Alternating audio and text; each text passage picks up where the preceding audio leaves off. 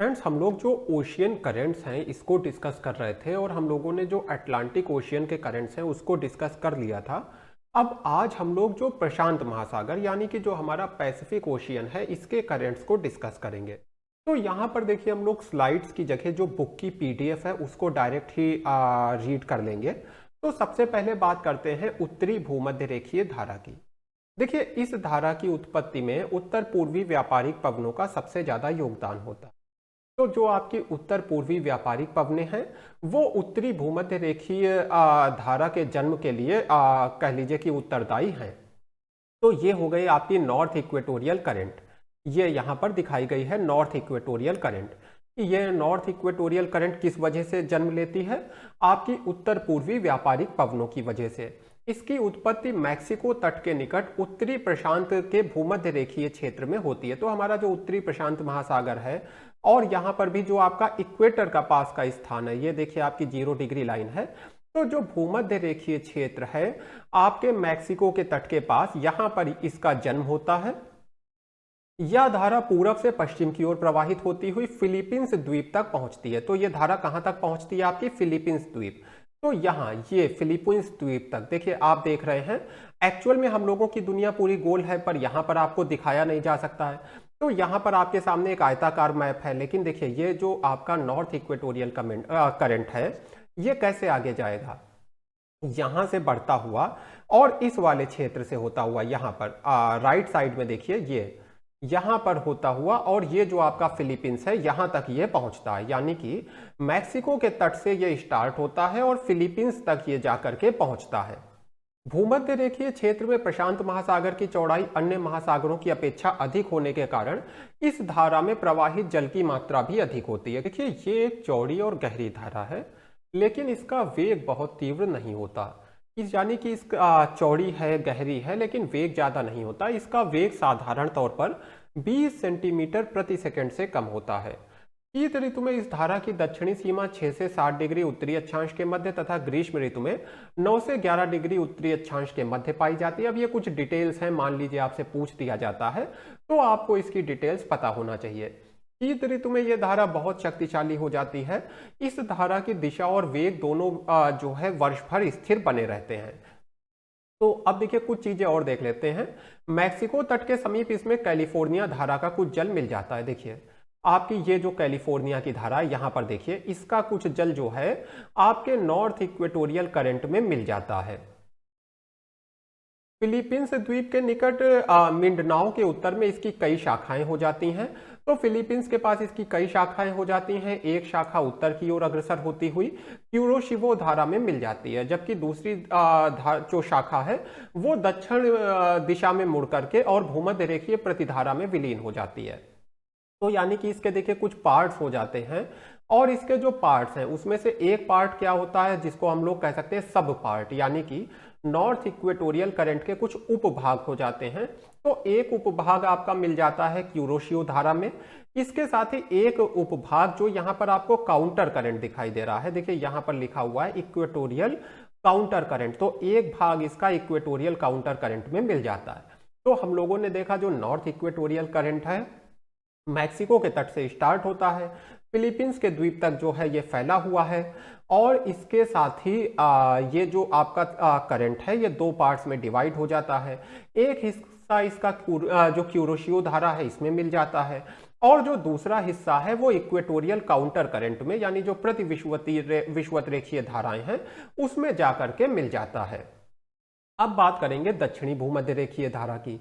तो देखिए दक्षिणी भूमध्य रेखीय धारा का विस्तार दक्षिण पूर्वी व्यापारिक पवनों की पेटी में 5 डिग्री उत्तरी अक्षांश से 40 डिग्री दक्षिणी अक्षांश के बीच पाया जाता है।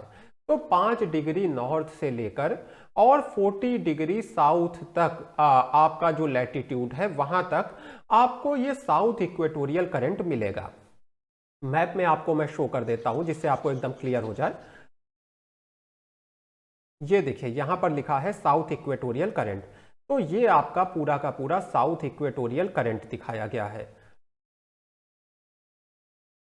इस धारा की उत्तरी सीमा पर 5 डिग्री उत्तरी अक्षांश से 5 डिग्री दक्षिणी अक्षांश के मध्य इसका वेग सर्वाधिक होता है।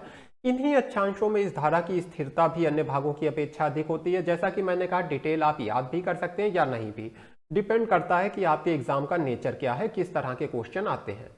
दक्षिणी प्रशांत महासागर में पूरब से पश्चिम तक कुल 13,600 किलोमीटर तक की दूरी पर यह धारा तय करती है। दूरी तय करती है ये, यानी कि आपकी जो दक्षिणी भूमध्य रेखीय धारा है, जो आपका साउथ इक्वेटोरियल करंट है, ये कुल 13,600 किलोमीटर की दूरी तय करता है। दक्षिण अमेरिका के पश्चिमी तट के समीप बहने वाली पेरू की ठंडी धारा उत्तर की ओर बढ़कर दक्षिणी भूमध्य रेखीय धारा में मिल जाती है। तो जो पेरू की ठंडी धारा है, ये देखिए आपकी पेरू कह लीजिए या पीरू कह लीजिए, तो ये जो पीरू की ठंडी धारा आपकी है, ये साउथ इक्वेटोरियल करंट में मिल जाती है जाकर के। ये धारा उत्तरी भूमध्य रेखीय धारा से अधिक शक्तिशाली है। जो अभी हम लोगों ने ऊपर पढ़ी उत्तरी भूमध्य रेखीय धारा, उससे आपकी दक्षिणी भूमध्य रेखीय धारा ज्यादा शक्तिशाली है। इसका औसत वेग 35 किलोमीटर प्रतिदिन है, लेकिन कुछ भागों में इसका अधिकतम वेग 160 किलोमीटर तक देखा गया, यानी कि औसत रूप से 32 किलोमीटर प्रतिदिन के हिसाब से आगे बढ़ती है, पर कुछ जगहों पे 160 किलोमीटर तक का वेग यहाँ पर देखा गया है। अब देखिए कुछ और पॉइंट्स हैं जो हम लोगों को देखने हैं। तो देखिए, हम लोग जानते हैं कि जो हम लोगों का प्रशांत महासागर है, इसमें कई सारे द्वीप हैं। तो जब द्वीप हैं, तो इससे जब हमारा साउथ इक्वेटोरियल करंट टकराता है, यहाँ पर ये साउथ इक्वेटोरियल करंट को दिखाया गया है, जब ये टकराता है तो इसकी कई शाखाएं हो जाती हैं। चलिए इसकी शाखाओं के बारे में बात कर लेते हैं। तो दक्षिणी भूमध्य रेखीय धारा के पश्चिमी छोर से एक शाखा न्यूगिनी के उत्तरी तट के सहारे प्रवाहित होती हुई भूमध्य रेखीय प्रतिधारा में मिल जाती है। तो एक शाखा कहाँ जाती है? जो आपका न्यूगिनी है, यहाँ से निकलती हुई, और जो आपका काउंटर करंट है, जो इक्वेटोरियल काउंटर करंट है, यहाँ पर देखिए ये जो मैं आपको दिखा रहा हूँ, इस वाले करंट में मिल जाती है। एक शाखा हो गई। अन्य दो प्रमुख शाखाएं ऑस्ट्रेलिया के उत्तर तथा पूर्वी तट की ओर अग्रसर होती हैं। तो इसकी जो अन्य शाखाएं हैं, वो ऑस्ट्रेलिया के उत्तर और पूर्वी तट की ओर जाती हैं, यानी कुल मिलाकर के इसकी कुछ शाखाएं हो जाती हैं। एक तो न्यूगिनी की तरफ निकल गई, एक आपकी ऑस्ट्रेलिया की तरफ निकल गई। तो ऑस्ट्रेलिया के पूर्वी तट के सहारे चलने वाली जो धारा है, उसको पूर्वी ऑस्ट्रेलियाई धारा कहते हैं। यहां पर आप एक बार देखिएगा ध्यान से, ये देखिए, ये लिखा है पूर्वी ऑस्ट्रेलियाई धारा। तो ये जो पूर्वी तट की ओर चलने वाली धाराएं हैं, इसको हम लोग क्या कहेंगे? जो ऑस्ट्रेलिया के पूर्वी तट पे धाराएं चल रही हैं, पूर्वी ऑस्ट्रेलियाई धाराएं कहेंगे। तो हम लोगों ने दो करंट कवर कर लिए। अब बात करते हैं भूमध्य रेखीय प्रतिधारा की।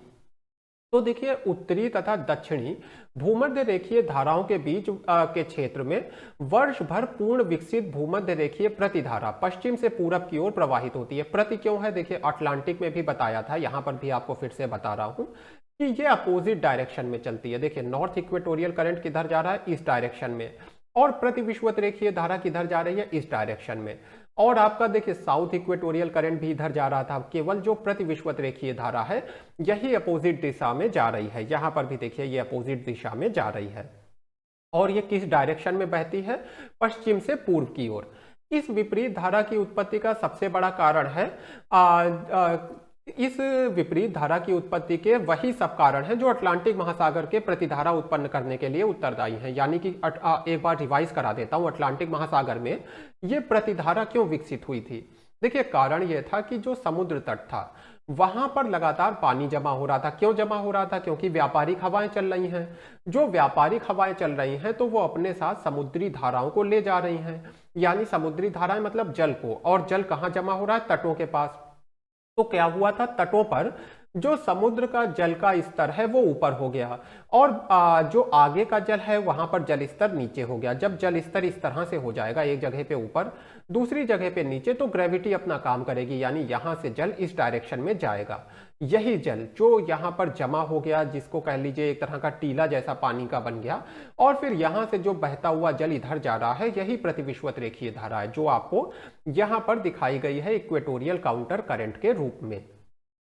दोनों गोलार्धों से चलने वाली व्यापारिक पवनें मध्य प्रशांत महासागर के पश्चिमी तट की ओर अपने द्वारा प्रवाहित जल ले जाकर समुद्र तल ऊंचा कर देती हैं, जैसा कि हम लोगों ने देखा, जिससे समुद्र की सतह का ढाल पश्चिम से पूरब की ओर हो जाता है। यानी पश्चिम में ढाल कैसा है, ऊपर की ओर है, पूरब में ढाल कैसा है, नीचे की ओर है। तो पश्चिम से पूर्व की ओर पानी बहना स्टार्ट कर देगा। अतः क्षतिपूर्ति के लिए पश्चिम से पूरब की ओर इन प्रतिधाराओं का चलना प्रारंभ हो जाता है। ये धाराएं छिछली होती हैं। मिंडनाओ के निकट उत्पन्न होने वाली यह विपरीत धारा पूरब में पनामा तट तक चलती है। तो पनामा तट तक ये आपकी धाराएं पहुंचती हैं। अब देखिए हम लोग कुछ धाराओं की और बात करेंगे जो उत्तरी प्रशांत महासागर में है, जैसे कि आपका पूरा का पूरा क्यूरोशिवो प्रणाली। देखिए क्यूरोशिवो प्रणाली उत्तरी प्रशांत महासागर में गर्म जल धाराओं का समूह है। तो एक चीज अगर आपसे मान लीजिए नेट वगैरह में आ जाए कि ये किन धाराओं का समूह है, तो गर्म जल धाराओं का समूह है, जिसकी तुलना उत्तरी अटलांटिक महासागर की गल्फ स्ट्रीम से की जा सकती है। यानी कि जो उत्तरी अटलांटिक महासागर में गल्फ स्ट्रीम प्रणाली है, उसी तरह का आपका क्यूरोशिवो प्रणाली है। इस प्रणाली में निम्नलिखित धाराएं सम्मिलित की जाती हैं।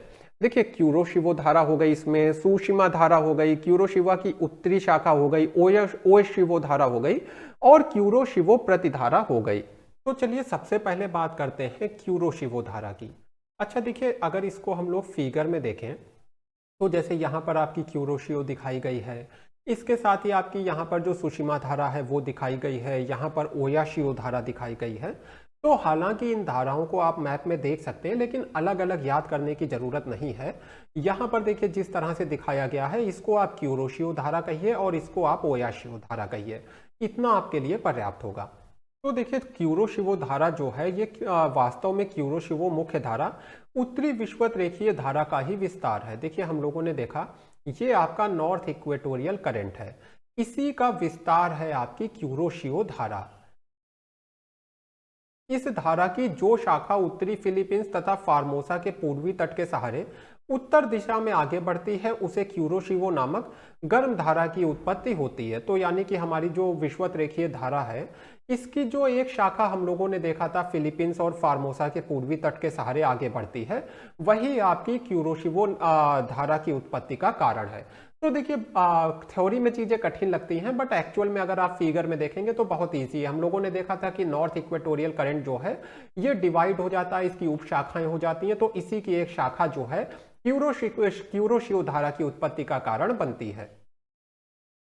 यह धारा फार्मोसा से रिक्यू तक उत्तर पूर्व की ओर प्रवाहित होती है। 30 डिग्री उत्तरी अक्षांश के निकट क्यूरोशिवो धारा पहले पूरब की ओर फिर उत्तर पूरब को मुड़कर जापान के पूर्वी तट के सहारे 35 डिग्री उत्तरी अक्षांश तक चलती जाती है। तो इसकी तुलना देखिए फ्लोरिडा धारा से की जाती है। फिर इस पर सैलिनिटी वगैरह की भी बातें की हैं, लेकिन इतना ज्यादा डिटेल में नहीं जाना है, आपको इसकी मेन बातें ध्यान रखना है। फिर बात आती है सुशिमा धारा की। तो अभी जैसा कि मैंने आपको फिगर में दिखाया, ये आपकी सुशिमा धारा दिखाई गई है। तो सुशिमा धारा देखिए ये गर्म धारा है जो क्यूरोशिवो धारा की बाईं ओर से निकलती है। क्यूरोशिवो धारा के बाईं ओर से ये निकलती है। जापान के पश्चिमी तट के सहारे प्रवाहित होती हुई यह धारा उत्तर में जापान सागर में प्रवेश करती है। देखिए ये आपके क्यूरोशियो धारा से बाईं ओर से निकल रही है और क्या कर रही है, जापान जो सागर है, ये देखिए लिखा है जापान सी, तो जापान सी से होकर के ये निकलती है। इस धारा का तापमान ऊंचा और इसकी लवणता अपेक्षाकृत अधिक होती है। फिर इसकी कुछ उपधाराएं वगैरह भी हैं जिसमें हम लोग नहीं जाएंगे। अब देखिए हम लोग क्यूरोशिवो की उत्तरी शाखा की बात करेंगे। तो सबसे पहले समझेंगे कि यह जन्म कैसे लेती है। तो देखिए 36 डिग्री उत्तरी अक्षांश पे क्या होता है, जो क्यूरोशिवो की मुख्य धारा है, अभी हम लोगों ने क्यूरोशिवो की बात की, तो जो क्यूरोशिवो की मुख्य धारा है इसकी दिशा में परिवर्तन आता है। कहां पर, 36 डिग्री उत्तरी अक्षांश पे। अच्छा अगर दिशा में परिवर्तन आ रहा है तो इसके पीछे कुछ कारण होगा। तो कारण क्या है, पहली बात कि जापान का जो उत्तर पूर्वी तट है उसकी आकृति इस तरह की है कि क्यूरोशिवो की मुख्य धारा की दिशा बदल जाती है। दूसरी बात यह भी है कि यहाँ पर पछुआ पवन चलती हैं और पछुआ पवन क्या करती हैं, अपनी डायरेक्शन के कारण ये जो यहाँ पर कह लीजिए धाराएं हैं उनको तट से दूर ले जाती हैं। तो पछुआ पवन और जापान के उत्तर पूर्वी तट की आकृति, इन दोनों के संयुक्त प्रभाव से क्यूरोशिवो की मुख्य धारा की दिशा में परिवर्तन आ जाता है और क्यूरोशिवो की उत्तरी शाखा की उत्पत्ति होती है। अब देखिए क्यूरोशिवो धारा जो है, क्यूरोशिवो की उत्तरी शाखा जो है, ये उत्तरी शाखा कुछ उप शाखाओं में डिवाइड हो जाती है। जैसे अभी तक अन्य धाराओं का देख रहे थे, वैसे ही ये धारा भी कुछ अन्य शाखाओं में डिवाइड हो जाती है और इसकी एक शाखा जो है वो मिलती है ओया शिवो की ठंडी धारा से। तो ओया शिवो से एक तरह से आप कह सकते हैं कि जो क्यूरो शिवो की उत्तरी शाखा है वो ओया शिवो से मिलती है। अब देखिए, क्यूरो शिवो की उत्तरी शाखा जब ओया शिवो से मिलेगी तो क्या होगा, एक इसमें से गर्म धारा है और दूसरी ठंडी धारा है। ओया शिवो कैसी है, ठंडी धारा है, और क्यूरो शिवो कैसी है, गर्म धारा है। तो जब ये आपस में मिलेंगी तो क्या होगा, जो जलावर्त हैं वो बन जाएंगे। किस तरह से, देखिए हम लोगों ने देखा था अटलांटिक महासागर की घटना को याद करिए। जब गल्फ स्ट्रीम का गर्म जल लैब्राडोर धारा के ठंडे जल से मिला था, तो यहाँ पर हम लोगों ने देखा था कुछ बाईं ओर कुछ जलावर्त बन गए थे। जलावर्त मतलब अंदर गर्म जल था और इसके बाहर जो ठंडा जल था वो चक्कर लगा रहा था। तो इस तरह के हम लोगों ने देखा था जलावर्त बने थे। वैसे ही जलावर्त, जिसको हम लोग कहते हैं गर्त चक्र या जलावर्त, वैसे ही गर्त चक्र या जलावर्त जो हैं ओया शिवो और क्यूरो शिवो धारा के मिलने पर भी बन जाते हैं। अब देखिए, बात कर लेते हैं ओया शिवो ठंडी धारा की। तो ओया शिवो मैंने आपको पहले ही मैप में दिखाया, ये आपकी ओया शिवो यहाँ पर दिखाई गई है और ये यहाँ पर ओया शिवो धारा दिखाई गई है। अब देखिए, समझते हैं इसको। इस ठंडी धारा की तुलना लैब्राडोर की ठंडी धारा से की जाती है। इस धारा में जल की आपूर्ति ओखोटस्क सागर और बेरिंग सागर से होती है। अब दोनों जो सागर हैं उनका तापमान उच्च अक्षांश पर होने के कारण काफी नीचा रहता है। अब देखिए, बेरिंग सागर है, ओखोटस्क सागर है, ये जहां पर है वहां पर तापमान कम होता है। तो जाहिर सी बात है इन सागरों से जो धारा आएगी उसका भी तापमान कम होगा। तो आर्कटिक महासागर और प्रशांत महासागर का संपर्क केवल बेरिंग के सक्रिय जलडमरू मध्य के द्वारा ही है, जबकि अटलांटिक महासागर का विस्तृत क्षेत्र आर्कटिक महासागर से मिला हुआ है। तो देखिए, यहाँ पर क्या बताया गया है कि जो प्रशांत महासागर आर्कटिक महासागर से जुड़ा है वो बेरिंग के सक्रिय जलडमरू मध्य से जुड़ा है, जबकि जो अटलांटिक महासागर है वो आर्कटिक महासागर से खुले रूप से जुड़ा हुआ है। इसलिए बेरिंग जलडमरू मध्य से होकर कमचटका प्रायद्वीप के पूर्वी किनारे के समीप से ठंडी जलधारा प्रवेश करती है। तो देखिए क्या है, जो आर्कटिक सागर है और जो प्रशांत महासागर है इसके बीच में केवल एक बेरिंग का सकरा जलडमरू मध्य है जहां से होकर के ये धारा आ सकती है।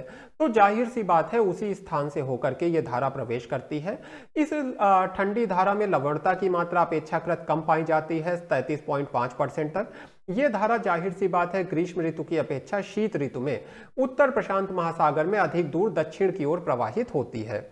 अच्छा देखिए, जो हम लोग कह रहे थे कि जो आर्कटिक महासागर है वो बेरिंग सी से आर्कटिक जो महासागर है वो पैसिफिक ओशियन से बेरिंग सी के द्वारा जुड़ा है। तो यही चीज देखिए, ये ऊपर जो है आपका आर्कटिक ओशियन है, यहाँ पर देखिए ये लिखा है आर्कटिक ओशियन, ये जहाँ पर कर्सर है हमारा, और यहाँ पर ये देखिए बेरिंग सी है आपका, और नीचे है नॉर्थ पैसिफिक ओशियन। तो यानी कि जो आपका नॉर्थ पैसिफिक ओशियन है और जो आर्कटिक ओशियन है उसके बीच में बहुत पतला ये बेरिंग सी का जलडमरू मध्य है, जहां से हो करके आपकी ओया शिवो धारा आती है। अब देखिए आगे की बातें करते हैं। ओया शिवो धारा को उत्तर में क्यूराइल धारा भी कहते हैं। कमचटका प्रायद्वीप के समीप बहने वाली इस धारा को कमचटका धारा भी कहते हैं। तो ये कुछ इसके अन्य नाम वगैरह भी हैं। अब हम लोग बात करेंगे क्यूरो शिवो धारा की। क्यूरो शिवो धारा की बात कर ली, अब हम लोग क्यूरो शिवो धारा की बात करेंगे। तो देखिए ये बेसिकली क्यूरो शिवो प्रतिधारा है। क्यूरो शिवो प्रतिधारा क्यूरो शिवो धारा की दाईं ओर उत्तरी प्रशांत महासागर के मध्य भाग में एक बहुत बड़ा जलावर्त पाया जाता है। जलावर्त मतलब एक तरह का वर्ल, या फिर ये देखिए यहां पर जो दिखाया गया है ये आपकी क्यूरो शिवो प्रतिधारा है। दूसरा कलर लेते हैं हम लोग, ये देखिए ये आपकी क्यूरो शिवो प्रतिधारा है। तो इस जलावर्त का पूर्वी भाग क्यूरो शिवो प्रतिधारा कहलाता है, जो जापान के पूर्वी तट से लगभग 650 किलोमीटर की दूरी पर प्रवाहित होती है। ये देखिए इसमें आपकी यहाँ पे सुशिमा धारा दिखाई है, यहाँ पर ये आपकी क्यूरो शिवो है, ये आपकी ओया शिवो है। क्यूरो शिवो की ये वाली देखिए ये उत्तरी शाखा है, यही वाली शाखा जो है ओया शिवो से मिलती है, और एक ये इसकी ये वाली शाखा है। क्यूरो शिवो मुख्य धारा आपकी ये दिखाई गई है, ये देखिए मुख्य धारा है आपकी, और यही ऐसे आगे बढ़ती है और आगे चल के दो भागों में डिवाइड हो जाती है। इधर आपकी एक उत्तरी शाखा, एक ये दूसरी वाली शाखा। उत्तरी शाखा जो है ये ओयाशिवो से मिलती है। अभी हम लोग बात कर रहे हैं क्यूरोशिवो प्रतिधारा की, इसकी बात कर रहे हैं। तो ये एक तरह का जलावर्त है। इस जलावर्त का हम लोगों ने देखा पूर्वी भाग क्यूरोशिवो प्रतिधारा कहलाता है, जो जापान के पूर्वी तट से लगभग 650 किलोमीटर की दूरी पर प्रवाहित होता है। तो देखिए, अब हम लोगों ने क्यूरोशिवो तंत्र पढ़ लिया, अब हम लोग उत्तरी प्रशांत धारा की बात करेंगे। देखिए, उत्तरी प्रशांत महासागर में 160 डिग्री पूर्वी देशांतर के आगे क्यूरोशिवो के विस्तार को उत्तरी प्रशांत धारा कहा जाता है। तो ये देखिए, ये जो आपका क्यूरोशिवो का आगे का विस्तार है, इसको कहते हैं ये वाली, ये आपकी है नॉर्थ पैसिफिक करंट, यानी कि आपकी उत्तरी प्रशांत धारा। ये धारा 150 डिग्री पश्चिमी देशांतर तक जाती है, जहां पर इसमें से कई शाखाएं निकलती हैं। अच्छा देखिए, इसके आगे फिर वही उत्तरी प्रशांत धारा में भी होता है कि ये कुछ भागों में डिवाइड हो जाती है, यानी कि उत्तरी प्रशांत धारा की भी उप शाखाएं हो जाती हैं। इसमें से एक उपशाखा आगे बढ़ती है। देखिए, ये नॉर्थ पैसिफिक वाली आपकी पूरी की पूरी करंट है। तो नॉर्थ पैसिफिक करंट का एक जो शाखा है वो आगे बढ़ती है और जो कैलिफोर्निया करंट है इसमें जाकर के मिल जाती है। तो एक इसकी शाखा आपकी कैलिफोर्निया करंट में मिल गई और इसका कुछ भाग आगे की ओर बढ़ता है और जो उपोष्ण कटिबंधीय अभिसरण क्षेत्र है वहां पर जाकर के भूमध्य रेखीय धारा में विलीन हो जाता है। यानी कि आपका जो उपोष्ण कटिबंधीय क्षेत्र है वहां पर जो भूमध्य रेखीय धारा है उसमें भी इसका कुछ हिस्सा जाकर के मिल जाता है। तो यहाँ पर इतना पर्याप्त रहेगा और इस तरह से देखिए पूरा का पूरा एक वृत्त जैसा बन जाता है। इस वृत्त को आप एक बार बस डिटेल में देख लीजिए। हम लोगों ने देखा, देखिए ये नॉर्थ इक्वेटोरियल करंट आपका जा रहा है, इसके आगे आपका ये क्यूरोशियो करंट जा रहा है, इसके आगे ये आपका नॉर्थ पैसिफिक है जो इधर भी थोड़ा सा इसका हिस्सा दिखाया गया है, इसके आगे ये आपकी कैलिफोर्निया की धारा है और नॉर्थ इक्वेटोरियल को तो हम लोगों ने देखा ही। तो इस तरह से ये पूरा एक चक्र जैसा बन जाता है। अब देखिए बात करेंगे अल्यूशियन धारा की। देखिए, क्यूरोशिवो प्रणाली के उत्तर में अल्यूशियन धारा पूरब की ओर प्रवाहित होती है। इस धारा में क्यूरोशिवो की गर्म धारा और ओयाशिवो की ठंडी धारा का जो जल है वो मिला रहता है। तो इसके लिए इतना पर्याप्त रहेगा कि इसमें क्यूरोशिवो की गर्म धारा और ओयोशिवो की जो ठंडी धारा है उसका जल मिला रहता है। बाकी इसकी शाखाओं वगैरह में हम लोगों को नहीं जाना है। फिर भी देखिए, इसकी एक शाखा जो बताई गई है अलास्का धारा, वो मैं आपको दिखा देता हूँ। यहाँ पर ये देखिए, ये इसकी एक शाखा अलास्का धारा हो गई।